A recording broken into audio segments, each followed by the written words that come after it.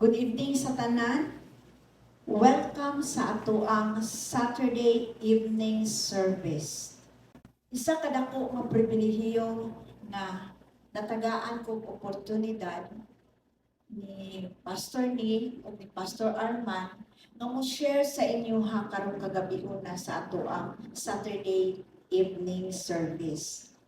Nalipay jud ko no, kuyaw-kuyawan, pero nalipay kaayo ko nga kahibalo ko nga wala ko nag-inusara diri kung dili kay nahibaw-an ako nga aduna anaa kamo mga miyembro no tanan na naminaw kanako uban kanako na naminaw karong orasa karon sa ato ang Saturday evening service. So salamat kaayo pastor. Before ta mag-adto sa Word of God, before nato basahon ang pulong sa Ginoo, adto usab kita sa ato ang church declaration. Today, I receive all that Christ died to give me. His abundant light, limitless grace, boundless mercies, divine restoration of youth, and overflowing provision. Today, I take hold of all God's blessings, healings, and miracles. I shall be transformed from glory to ever-increasing glory, and victory to overwhelming victory. I will enter the promised land of the believer's rest, seeing His mighty restoration in each and every area of my life.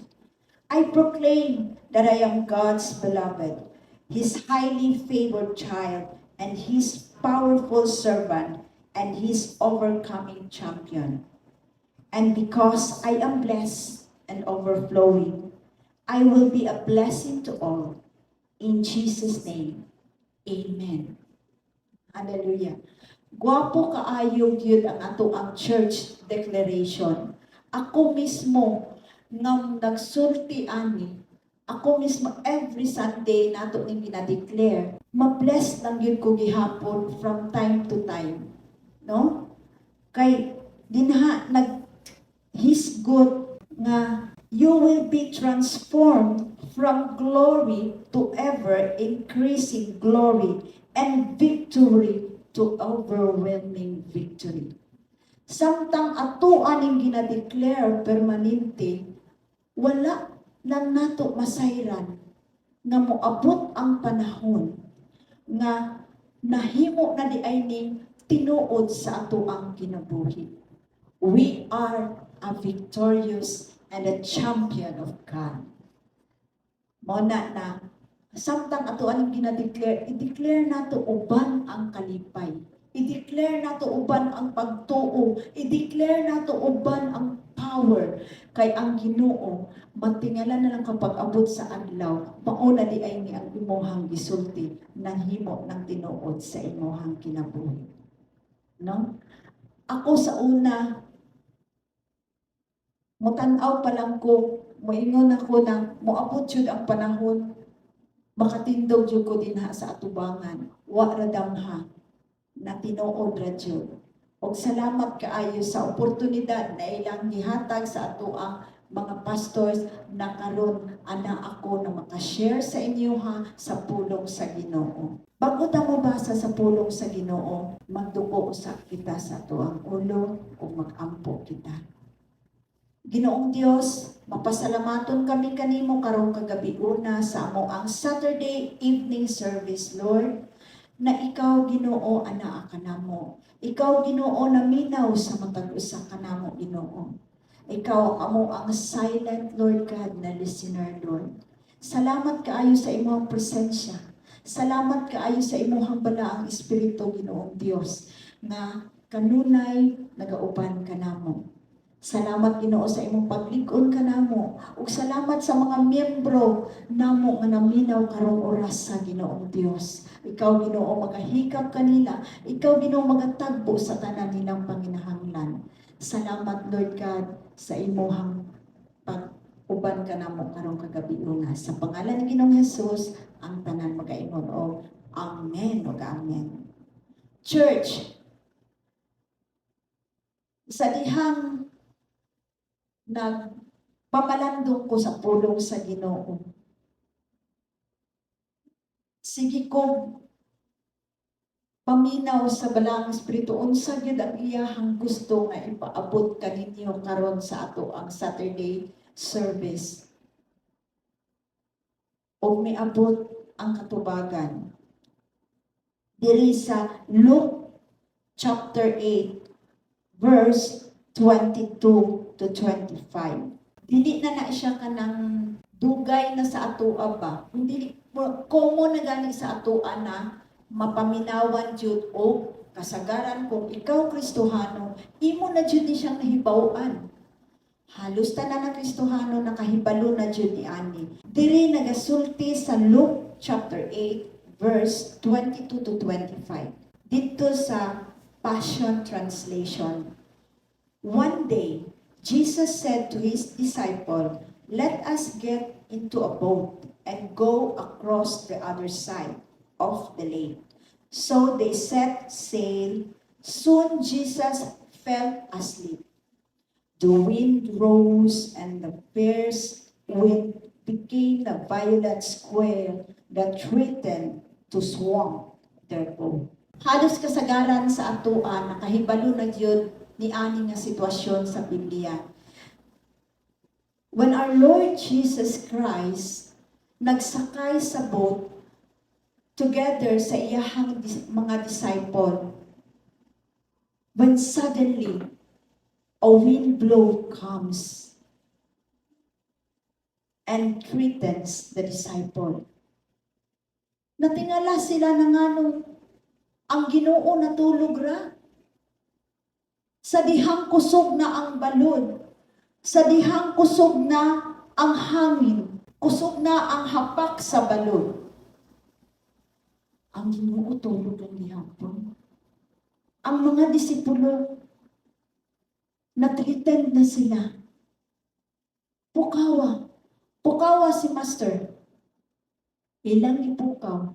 Lord, no? Ilang gipukaw ang atong Ginoong Hesukristo. Then, Master, ingon sa verse 24, we're sinking. Don't you care that we're going to drown?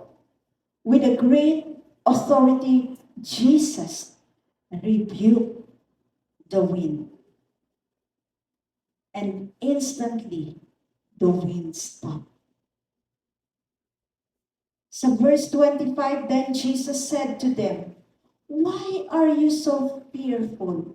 Have you lost your faith in me?" Nakalimot ang mga disipulo na atong orasa, kauban nila ang Ginoo, dinha sa boat, natulog ang atong Ginoong Hesukristo. Sometimes sa ato ang kinabuhi bilang Kristohano. Oo, Kristohano na ta. Dugay na ta na Christian, dugay na ta nakaila sa Ginoo, namuyo na ta na experience na nato ang mga miracles sa Ginoo, nakakita na ta sa mga miracles na gibuhat sa ato ang Ginoong Hesukristo. Pero adunay panahon, kung adunay mga dagko nga problema na moabot sa ato ang kinabuhi. Adunay uban na mga Kristohano, bisag ako maganit minsan, mataranta na ta, wala unsa akong buhaton. Unsa ingon sa Ginoo sa ilaha, have you lost your faith in me? Ikaw karon bilang Kristohano, usag-usa sa atoa. Aduna kitay mga giagian sa ato ang kinabuhi. Kaysa dihang makadawat ta dinha sa ato ang Ginoo, wala man ta nagpuyo in a bed of roses. Adunay mga sitwasyon sa ato ang kinabuhi na moatubang tag mga dagko na problema sa atong pamilya, sa ato ang trabaho, kung ikaw estudyante sa imong pag-eskwela, kung ikaw nagtrabaho sa imong mga trabaho, o dili ba sa ubang tao, sa imong pamilya, sa imong anak, sa imong bana, o sa imong asawa. Adunay mga panahon na makalimot ta matawag sa Ginoo. Maong pud ni ang nahitabo sa mga disipulo atong panahon na kusog ang hangin, kusog ang dapya sa balod, ug ang bangka, halos malunod na sila. Gikuyawan ang mga disipulo. Nakalimot sila nga ang Ginoo ana ang kauban sa ilahang bangka.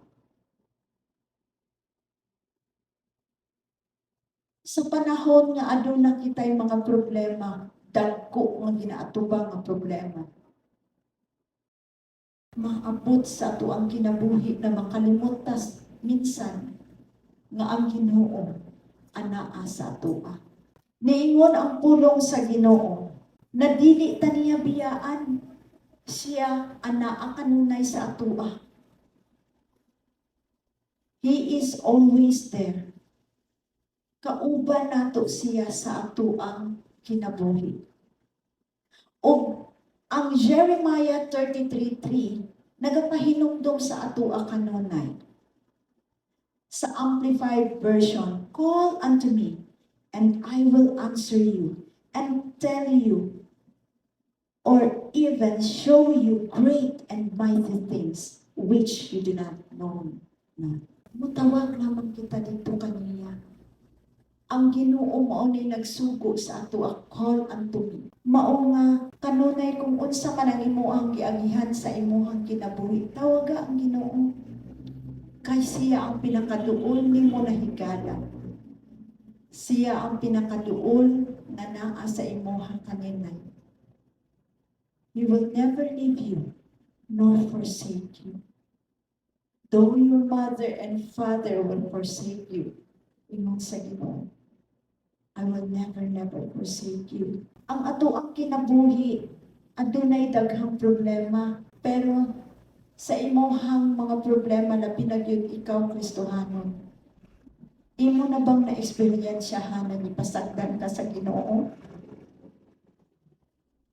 Kung nabalaka ka gyud igsuon, mas nabalaka ang Ginoo sa imuha. Kung nasakitan ka, mas nasakitan ang Ginoo nga nagtanaw sa imuha. Kung moabot ang panahon nga wala ka kabalo kinsa sa imuhang friends, mga higala, ang imuhang duulan, anaa ang Ginoo. Ug siya nag-ingon kanunay sa tua, call unto me, and I will answer you. Gusto sa Ginoo nga sa panahon nga aduna tay gibati o aduna ta sa ato ang dagko nga mga problema, dagko o gagmay, gusto sa Ginoo nga mapaubos ta sa ato ang kaugalingon ug manawag ta dinha sa Ginoo. Di ba? Kita bitaw nga mga ginikanan, aduna man tay mga anak, kung once na mo magkalisod ato ang mga anak mo, ingon kay mama, papa, di ba mo tubag ta? Ganahan kaayo ta, hala akong anak na nawag sa ako ingon anak po ang Ginoo. Kung kita na ginikanan, limitado lang ang ato ang mahatag sa ato ang mga anak. Ang Ginoo dili limitado. Kaya niyang ihatag sa imuha unsa man ang imong giagian karon.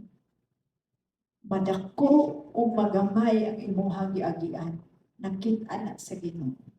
God sees everything. He knows your heart and He knows your mind. And He is the God that He is always there for you. Ako nalipay jud ko. Wa ko nagdahom karon nga naa ko sa kahanginan karon nagsulti sa ato ang mga kaigsuonan. Kung ikaw nabinaw karon, aduna kay giagian sa imuhang kinabuhi. Igsuon, duol sa Ginoo. Dili kaniya pasagdan. Kay siya miingon dinha sa Matthew 11:28. Come Come unto me, all you are labor and heavy laden, and I will give you rest. Take my yoke upon you, for my yoke is easy, and my burden is light. Kung ang Ginoo mo ay sultian nimo sa imong problema, sa imong gibati karon, unsa man ang imong kahimtang sa kinabuhi, dili ka i-chisme sa Ginoo, dili ka niya itug-an sa lain. Kay nga naman, ang Ginoo nahangawa jud sa imong kahimtang. Mao nga permente siya invite sa ato at tanan, come unto me. Mao nga nagtingala magali siya sa iyang mga disipulo, nakanunay ra ko ninyo kauban, nakahibalo na mo sa ako nga naara ko diri, nagtulog, pero kamo nabalaka na, wind pa lang to, hangin, adunay makusog nga mga unan. Ikaw karon, nakaagi ka na ba sa dagko nimo mga pagsulay sa kinabuhi? Ang Ginoo naghulat kanimo nga imo nang iduol ngadto kaniya. Niingon man gani siya sa Exodus 14:14 that the Lord will fight for you. You need only to be still. Kapoy ug kapoy kung kita magsigig batok sa ato ang problema. Wake up early in the morning, matulog late na, tanan buhaton nato para sa tuang pamilya, para sa tuang kaugmaon. Maghinungdong pa ka sa imuhang problema. Pero kung ihatag nato tanan sa Ginoo, makalma tanan sa Ginoo. He can even say to the wind and to the wave, still, ug maupo na ato ang buhaton. For as He is, and so are we. Unsay mabuhat niya, maupo na atong mabuhat. Because God has given us the power to declare. Mauman gani ang ato ang church declaration is mighty and power. No? We can even command to the wind, be still. We can even command sa ato ang mga sitwasyon sa kinabuhi, be still. Kaya nga naman, ang Dios dako nga naa sa imuha. For greater is He that is in you than he that is in the world. Ang Diyos na imong kauban dako kaysa sa iyaha sa kalibutan. Mao nga igsuon, ayon kanuya, padayon pangalagad sa Ginoo. Ipakita nga ikaw anak sa Dios, barog nga malig-on. Simba, paminaw sa pulong sa Ginoo. Because faith comes by hearing and hearing the word of God. Makabaton ka sa pagtuo kung ikaw naminaw sa pulong sa Ginoo. And reading His word. Basa kanunay sa pulong sa Ginoo igsuon. Kay dinhi mo makita ang mga tao nga gitabangan sa Ginoo, ang mga tao nga gitagaan sa Ginoo mga bag-ong kinabuhi, ang mga tao nga nakakita sa milagro sa Ginoo, anaa sa iyahang pulong tanan nimo makit-an. O kung ikaw magabasa sa pulong sa Ginoo, matingala pa lang ka lahi nakadili na, wala na ka nag-focus sa imuhang problema, wala na ka nag-focus sa imuhang kaugalingon, wala na ka nag-focus sa ubang tao, kung dili ang imong gitanaw nga ang Dios, magatabang kanimo. Lahi na ang imuhang pananaw sa kinabuhi. Kaya naman, He is changing you from glory to ever increasing glory, and from victory to overwhelming victory. And because you are blessed by God, you will become a blessing to others. Tama dyan yato ang church declaration. Linha pa lang ka, mahimong blessing sa uban kung ang tinuod nga panalangin sa Ginoo imong ma-experiensyahan sa imong kinabuhi. Mao nga natingala ang Ginoo atong panahon na ang mga disipulo nalangan. Nagkagubot sila, no? Nagkagubot sila. Kung aduna kay problema, aduna kay sitwasyon sa imong kinabuhi, ay relax, stay calm, and know that He is your God. Hold on your faith, and God will fight for you. Pinangga ka sa Ginoo igsuon. Iya maganing gihatag ang iyahang bugtong anak. O ang atong Ginoong Hesukristo, iyang gihatag ang iyang kaugalingon para kanimo. Unsa pa ba ang dili niya pwedeng ihatag sa imo? Gamay ra na sa iyaha. Kung imo isulti kaniya, kung imo siyang i-recognize, humble yourself in the sight of the Lord, and He will lift you up. Experiensyahi igsuon ang pagtabang sa Ginoo sa imuhang kinabuhi. Sometimes kita na mga tao, kung aduna nay mga dagkong pagsulay, aduna na pasyon sa ato ang kinabuhi na munag mataranta na ta, buhato na nato ang tanan para masulbad ang ato ang problema. Nakalimot na ta. Ang Ginoo anda mo tabang. Suon sultian ta ka. Kung ikaw mo depend sa Ginoo, ito ka pasagdan sa Ginoo. Niingon mangani si Salmista David, nga sukad sa ko ang pagkabata antud karon nga natiguang naani na lang ko. What? Yun siya kakita sa tawo nga gintuo sa Ginoo, nga gipasagdan sa Ginoo. That for God so loved the world that He gave His only Son, that whosoever believe and trust in Him should not perish, but have everlasting life. For the battle is not yours, but God. Moabot ra na sa ato ang kinabuhi igsuon. Pero si Lord, anda mo tabang din mo. Naa siya kanunay sa imo. O manggali niya gipasagdan ang mga langgam. They don't even sow. But yet, your Father in heaven feeds them. How much more ikaw? Wala ka nakalimutan sa Ginoo. Anaa siya kanunay sa imuha. Tanaw sa iyaha. Ug tawaga siya. Niingon din na sa Psalms 121 verse 1, I look my eyes from whence my help comes from. My help comes from the Lord, the maker of heaven and earth. Kung makabalo ka igsuon, kung unsa kadako ang mabuhat sa Ginoo sa imong kinabuhi, iyang badlungon ang tanan para ikaw matabangan. Iyang hinluan ang dalan para ikaw makalakaw so that you could walk straight. Nalipay ko igsuon nga ikaw naminaw karon kung aduna man kay giagian. Don't lose hope because He is your helper and He is your God. He will make you strong. Diyo ka niya pasagdan. Ingon anak kakapinangga sa Ginoo. That even you are there in your mother's womb. He chose you. Ipili na ka sa Ginoo. Daiga ang Ginoo, ampo sa Ginoo. Ang ampo nga adunay gahom, makalini ang Ginoo. Nagitawag ko sa kong anak. Diyo ka niya pasagdan. Moabot ang tabang. Ika niya.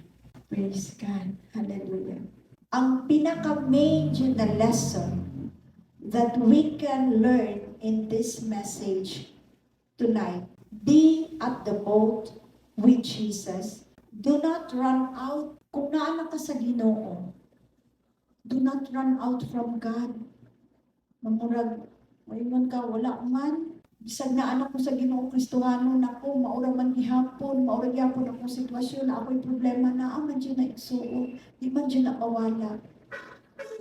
Pero ang tabang sa Ginoo sa imuha, kanunay, hindi po mawala. The disciples stay at the boat. Wala sila ni ambak. Kay na ay balot, na ay makusog na hangin. Pwede unta sila moambak. Pero nagstay sila. Although nagikuyawan sila, Adunay mga paglisan, but they do not jump. Because they know na kauban nila ang Ginoo. Ingon anak pud atong pagtuo sa Ginoo. Doon naman tayo problema, doon naman tayo giagian, pero ayaw pagbiya sa pag-ampo, ayaw pagbiya sa pagpangalagan, ayaw pagbiya sa pag-adto kanunay sa simbahan. Kay ang Ginoo dili pud magbiya sa imo. Ningon ang iyang pulong, if you remain in me, and my word remain in you, you shall ask what you want, and I will give it unto you. Shall we bow down our head and close our eyes and pray to God? Lord Jesus, thank you for this night sa ang Saturday evening service. Thank you, Lord God, for being there with us. Thank you, Lord, sa akong mga kaigsuunan, Ginoong Diyos nga naminaw. Salamat, Ginoong Diyos, nga kami, aduna may mga giagian karon. Apan ikaw, ang imong gugma, kanamo, wala dyan ibiyak kanamo. Salamat kay Ginoo, kay ikaw nga Diyos, nga dako. Ikaw nga Diyos nga nagbuhat sa langit o sa yuta. Ikaw nga Diyos mo'y kauban namo karon. Salamat Ginoo sa imuhang paglig-on kanamo. Salamat Ginoo Lord God, kay ang matag usa namo ka problema adunay kasulbaran. Salamat Ginoo nga ikaw Diyos na makagagahom sa tanan ug andam sa pagsapnay kanamo sa tanang panahon. Ako nagaampo sa among mga kaubanan, Ginoong Diyos, na naa sa ilahang panimalay, nga ikaw Ginoo magahikap kanila, ikaw Ginoo magalig-on kanila, ikaw Ginoong Diyos magauban kanila sa kanunay, Ginoong Diyos. Ilabi na gayud katong mga kaigsuunan namo Ginoo nga anaa sa ilahang mga kahintang nga aduna sila'y problema nga giatubang. Ako nagaampo Ginoong Dios nga ikaw magalig-on kanila, magahatag og kasulbaran sa ilahang mga problema, magabisita kanila itong mga kaigsuunan namo nga adunay mga gipangbati sa ilahang lawas. Ikaw magabisita kanila, ikaw magahikap kanila, ang imuhang gahom Ginoo Lord God, mao'y mag-aayo kanila Ginoo. Tungod kami nagatuo Lord God, nga ikaw ang amuang Dios na mag-aayo ka namo. You are the God that healed us. Thank you, Father God, for your word tonight.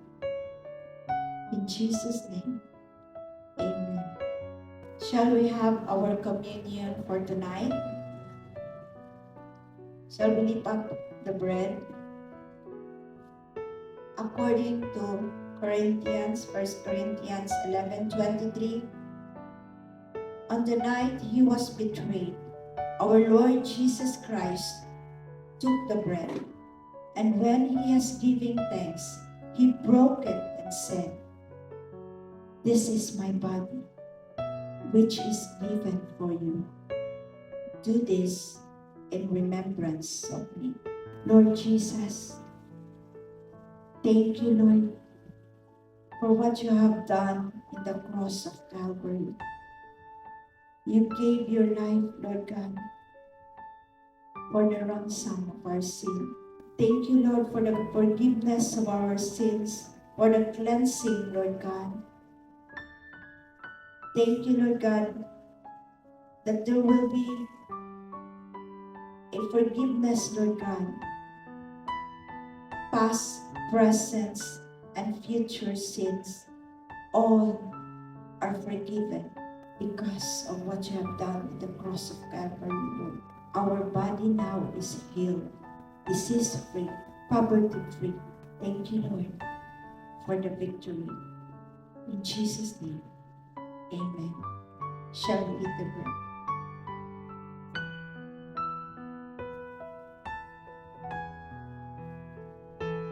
And after the same manner, he took the cup, and when he has given thanks, he lifted the cup and said, "This is my blood, the blood of the new covenant. Lord Jesus, thank you for your blood. For without the shedding of blood, Lord, there will be no forgiveness of sins. Thank you, Father God, for with your blood, our past, present, and future sins, all are forgiven. You remember nothing, O Lord God. We are now set free and cleansed because of your blood. In Jesus' mighty name, amen and amen. Shall we pray?